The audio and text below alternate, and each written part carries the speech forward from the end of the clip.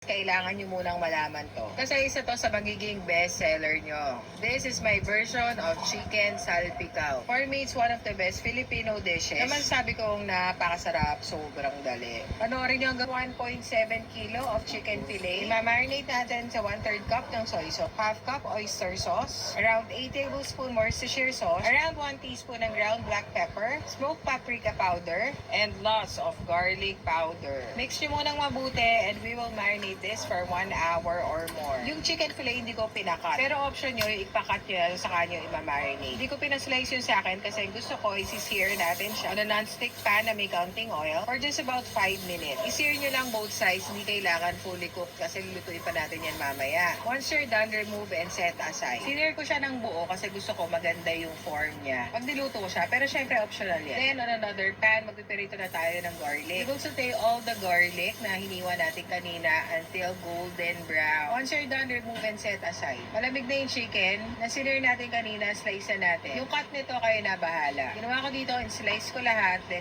natin ko sa gitna para bite size siya. Doon sa pan na ginamit natin kanina, nilagay ko yung oil na pinagpirituhan ng garlic, then lagay mo na agad yung sliced chicken, yung natirang chicken marinade, yung sauce na tumulo sa chicken nung napirito siya, and you may add konting water. Ito parang binalawan ko lang yung nilagyan ko ng marinade. Cover and simmer. Midway, lagay mo na yung button mushroom. Na-reduce na yung sauce, paluto na to, lagay na natin yung half nung fried garlic. Cover and simmer hanggang sa matuyuan. Ito optional pero nilagyan ko, chives. Mince yun lang, tawag sa palengke, bawang na sariwa. Adjust the taste based on your liking pag okay na kayo sa lasa at sa texture. You may top it with the rest of the fried garlic and chive. And that's it, nakagawa ka na ng napakasarap na chicken salpicao. Oh my gosh. Ito na yata yung pinaka